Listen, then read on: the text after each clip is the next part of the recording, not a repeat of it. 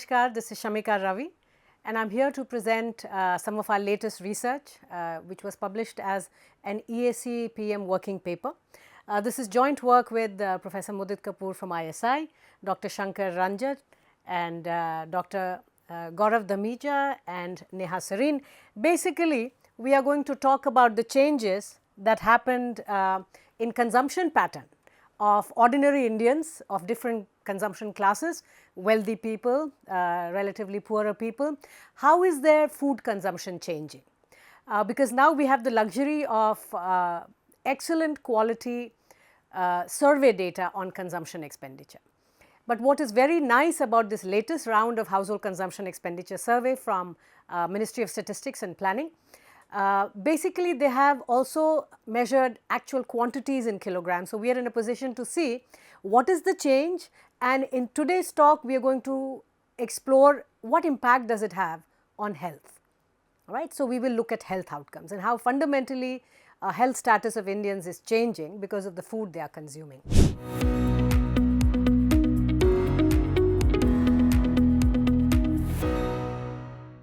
So, we will first start with what is happening to the consumption of, let us say, fresh fruits, right.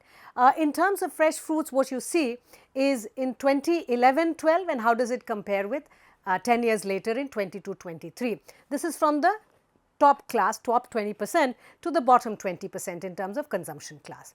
What do you find? What you find is in these 10 or 11 years, there is a massive increase in the consumption of fresh fruits across all wealth classes, right, consumption classes. But if we actually begin to look at kilograms, that is when the results look even more striking. If you see that 10 years back on an average an Indian used to consume 2.7 kilogram of fresh fruits, today that number is up to 3.5 kilograms, right. And some of the biggest changes are at the bottom of the pyramid. So, absolutely the poorest classes, bottom 20% have seen some of the biggest increases in their consumption of fresh fruits. If you look at milk and milk products, you have a very similar story. You see that 80% people in India used to consume some form of, some amount of milk and milk product. That number is now above 92%, right. And the biggest increase, if you see, is at the bottom. So, the milk consumption increase has been the biggest at the poorest 20%. Again, in terms of kilograms, 10 years back, an average poor household used to consume, per person used to consume 2.2 liters or kilograms in this case, and today that number is 3.2. So, you have had 1 kilo increase. So, it is like a 50% increase in 10 years. If we look at eggs, fish and meat, again you have a very similar story. 64% people used to consume some form of eggs, fish and meat. Today that number is above 80%. It is again big change, the biggest change again at the bottom consumption classes. If you look at the quantity, an average person used to consume around 0.9 kilogram. That number is up to 1.3 kilogram. So, again you are seeing a massive increase, and again the biggest increases amongst the poorest classes. If we look at cereals, and I think this is where the story gets really interesting, cereal consumption for all classes of people has come down. From the richest to the poorest, the average across all wealth classes or consumption classes is that 10.8 kilogram was consumed by an average Indian per month. That number is down to 8.7 kilograms. So, you have seen nearly 2 kilogram reduction per person per month. That is a very big decline.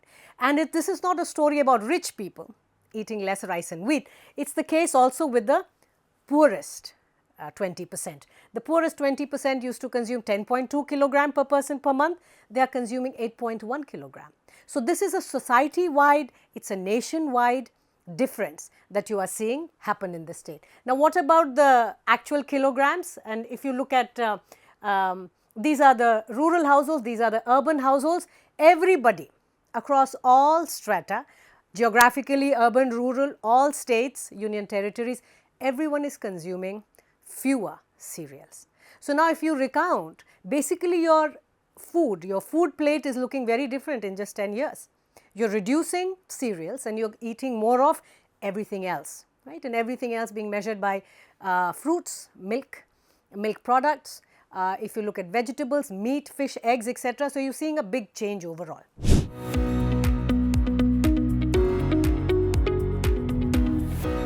Now, the question is, does it matter? The fact that people are eating differently, does it matter? And for this, we basically now combine the household consumption expenditure survey from the NSS of MOSPI. We begin to look at data from NIN, from ICMR, Indian Council of Medical Research, which basically maps the exact micronutrient in different food items, right. So, now I am going to take you through the micronutrient analysis. And we do this analysis for about 11 different micronutrients, but for the sake of keeping this simple, and of course, once again I want to encourage those of you who are excited about this kind of research, who want to do some of this and try and replicate, because the data is publicly available. The paper is online, it is publicly available for now almost 2 months. We will focus in this talk, in this presentation, on iron. And the reason is because iron is such an important component, one of the major, one of the most important micronutrients, and because it is directly linked to anemia, something that we have been as a nation thinking about, worrying. We have been concerned about deficiency, iron deficiency, and therefore measures of anemia have not improved as dramatically as we had hoped over the last 10 years. So, let us see what is happening as far as micronutrient outcomes are concerned. Okay. So, if we begin to look at the average intake of iron, right, what is the average amount of iron an individual is consuming, what is the intake? Again, the data is broken across different consumption classes, rich people, poor people, everything is per capita per month. What you notice is that if you include iron from cereals, cereal is a very major source of iron because it is fortified, right. If you include cereals, then an average Indian the intake is 9.9 microgram per month per capita. But if you exclude cereal from sources of iron, which means how much intake of the micronutrient iron is happening if I do not look at cereals, you notice that average is down to 4.5%. Right, for every wealth class. So, it means that for Indians of all wealth classes, cereals are a very major source of iron. If we exclude cereals, then the average amount of iron intake is actually less than half. So, cereals matter as a source of iron. If we now look at urban household, the last one was for rural, you are seeing very similar results. Even in case of urban households across different wealth categories, if you include cereal, it is around 9.9 microgram per person per month, and if you exclude cereals, then it is only 5.1 microgram. So, there is a big difference. There are huge variations across states because we have very different food habits, and therefore, the results are fascinating when we begin to look at states. The very important lesson in this, these are the states of the country. If we include cereals, and of course 9.9 microgram is the average, we see that a person in Rajasthan is consuming 16.4 microgram of iron per month, all right, and a person in Manipur, which is the least, is 5.6 microgram. So, first of all, you do have cross state variations, though average for the country is 9.9 microgram. If you exclude cereal, and this is where it becomes really fascinating, when you include cereal, Rajasthan consumption or intake of iron is highest. If you exclude cereal, Rajasthan is absolutely at the bottom, right. An average person in Rajasthan is only consuming, or the intake of iron is 2.4 micrograms, the least in the country. So, it tells you that for a state like Rajasthan, cereal is the overwhelming source for iron. Right. So, again there are huge cross state variations. If you look at again the average intake for urban household, it looks exactly the same. An average person in Rajasthan 16.3 microgram, while all India average is only 9.9. and a person in Manipur is 5.5 microgram. But if you exclude cereal, Rajasthan is absolutely at the bottom, which means only 2.6 micrograms of iron is being consumed by urban Rajasthanis per month. So, it's very, very little. Now, what about the poorest 20%? Remember, not only are we interested in all India analysis across states, but we are particularly interested in the poorer segments of the society, because a lot of our welfare, public health interventions, policy interest and concern lies within the lowest consumption classes or the poorest category. So, what about the bottom 20%? Is their consumption looking any different? Actually, not so. Amongst the poorest 20%, the average is 8.9 microgram. Remember, all India was 9.9. So, yes, the poorer segments are consuming lesser. The intake of iron is less. But again, Rajasthan, even amongst the poorest, Rajasthan has the most amount of intake if you include cereals. But if you exclude cereals from the plate, then Rajasthan is again absolutely at the bottom, where the poorest 20% is consuming just about 1.7 microgram. So, number one, cereals are a very important source of iron intake for everybody. Rajasthan, a place where cereal is the major source, it's inordinately more important in places like Rajasthan. What is true for all India, what is true for states is particularly true for the poorest 20% across these states as well, right. So, the story is very consistent across different consumption classes. In urban households, exactly the same. With cereals, Rajasthan is 13.4. Without cereals, Rajasthan is only 1.9 microgram. So, urban households, rural, it's not that the rural households are particularly deficient in their intake, right? They are consuming very little. It's the case with urban and rural households.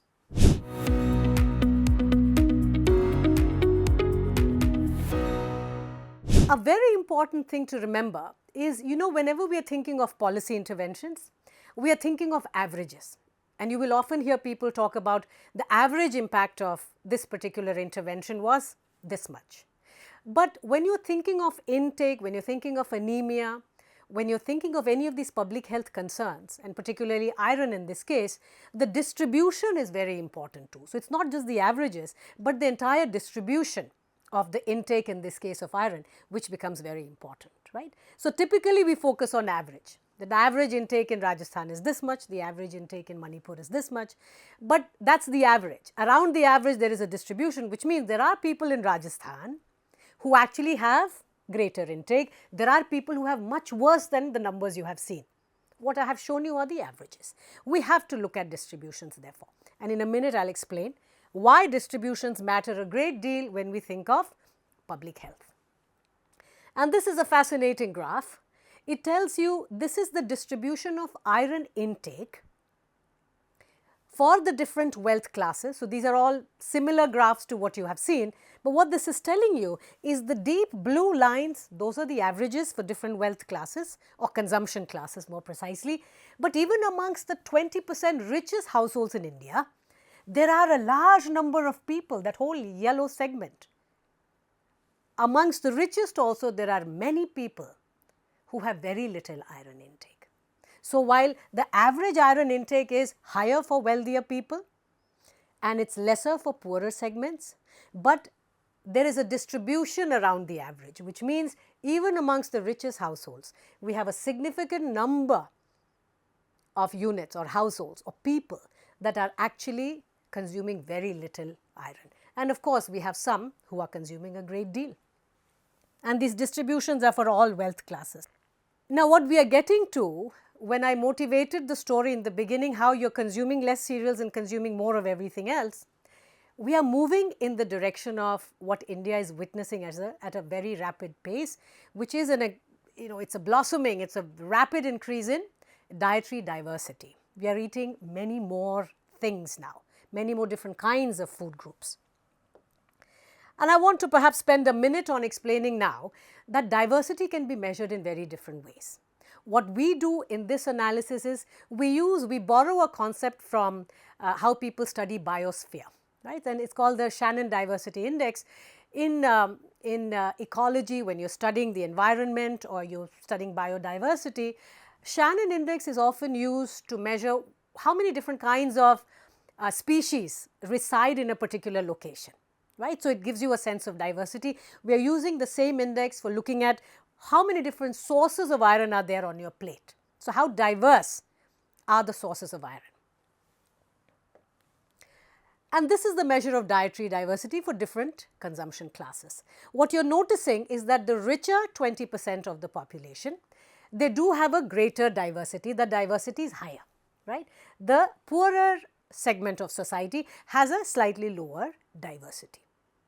So, one is the distribution, but the fact that across wealth groups, you do have great amount of diversity.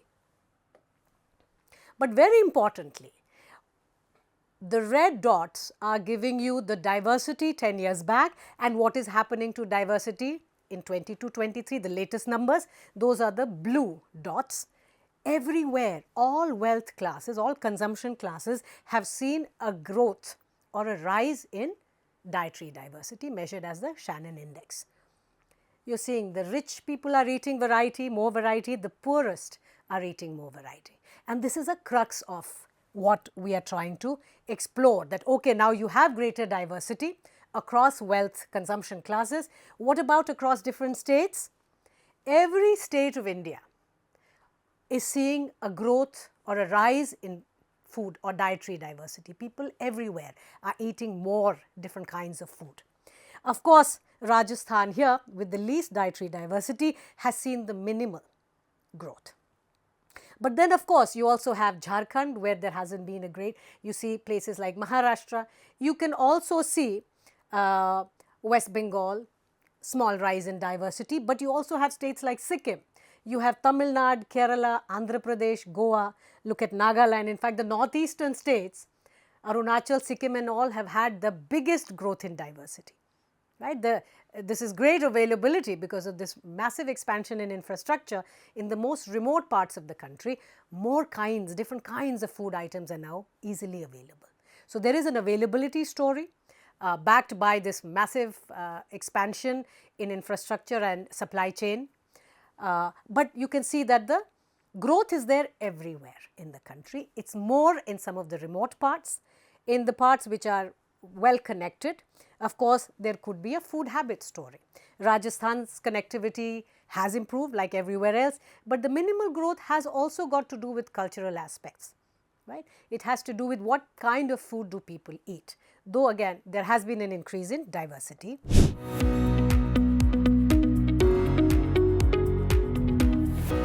And I want to drive home this point using a very simple measure. I am going to look at 3 states of India, Kerala, Uttar Pradesh and Rajasthan. And we are going to look at what are the different sources of iron for people in these 3 states. All right. So, what is the dietary diversity? Source. And you see in Kerala, 40% of iron comes from fresh fruits. All right. Cereals account for only 22% of iron in a place like Kerala. If you compare that with Uttar Pradesh, in Uttar Pradesh 70% of the iron intake is from cereals and 14% from vegetables. Quite strikingly, in Rajasthan, 84% of the iron intake is from cereals. And you saw this in the data earlier as well, that there is great difference in the dietary diversity, but also food habits across different parts of the country, right. That it has improved with time is because of what is happening to infrastructure, availability, affordability, but there are still fundamental cultural differences across states of India, and I would imagine also what is locally available. For instance, in Kerala, every household has a coconut tree, banana, different kinds of plantains, very easily available. It is a common form of breakfast, etc. Similarly, if you look at UP, vegetables are common as part of even breakfast. Similarly, in Rajasthan, you are seeing that the vegetable as a source is half of that of even UP, and these are close by states, though of course very different agroclimatic zones, but the food habits are very different, right. So, this drives home the point that there are variations across states even for one micronutrient of interest, which is iron.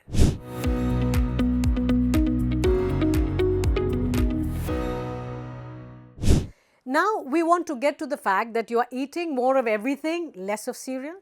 Dietary diversity is increasing, of course, increasing differently in different parts of the country. Does it matter? Right? What is the outcome if we want to study health, public health? So, we are going to look at prevalence of anemia. Anemia has been something of public concern for some time now. We know that given the kind of effort we have made in overcoming this problem, it remains, it is persistent. So, we are looking at what could explain this if we just look at food habits. So, we are going to look at what explains the prevalence of anemia, and we compare two alternate hypotheses. One is, of course, the amount of iron people are eating, because traditionally that is what we have looked at, that when you consume more iron you have less anemia, less prevalence of anemia. And we are also going to here now look at increase in dietary diversity. Does that have any relationship with prevalence of anemia, right? And what you notice here, these are basically, this is a plot of the coefficients. If you do a regression analysis, which is what this is from, and you map the coefficients, number one, they are all negative, right? Whether you look at the diversity of diet or you look at the intake of iron, they are both negatively related, negatively correlated with prevalence of anemia. So, more diversity means less anemia, more intake means less anemia. That is what this is telling you. Of course, when you compare these coefficients, then you see that diversity seems to matter more compared to intake. If I just plot this as simple linear functions across different states, then prevalence of anemia on the y-axis, it is a log scale, and average intake of iron on the x-axis. And you see there is a negative relationship, right. These are your different states. If you look at prevalence of anemia and dietary diversity, it is again negative, but more negative. The coefficient is much higher and it is negative, which means that when you look at relationship between prevalence of anemia and dietary diversity, it seems to be more negative or strongly inversely correlated with dietary diversity. In this particular data, and this is for the data geeks who might be interested in replicating some of these results, you know, when you study all India data, you have 35 observations because you have 35 states and union territories, and you can look at the analysis over 10 years. But we have something called NSS regions, which means individual states also have multiple regions. And overall the unit of observations is much higher, it is around 84. And here you again see that the coefficients for intake is of course negative, it is about 0.07 minus, but the coefficient for the dietary diversity is more negative, it is minus 0.12. So, it is significantly more negative in case of dietary diversity. So, once again then it is consistent with what we found at the state and UT level, it is just more significant because you have more observations. Again, when we plot this, prevalence of anemia is inversely correlated with iron intake, and it is much more inversely or negatively correlated with dietary diversity.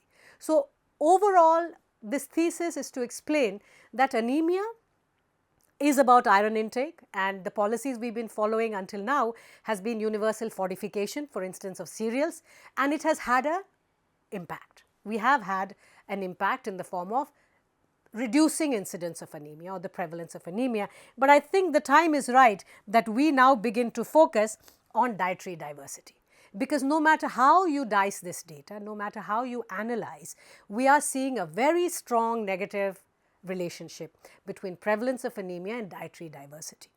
And dietary diversity is of course related with overall growth, overall improvement in affordability, availability, households consuming many different kinds of food, which basically leads to improvement in health outcomes. So, I end on a very simple message.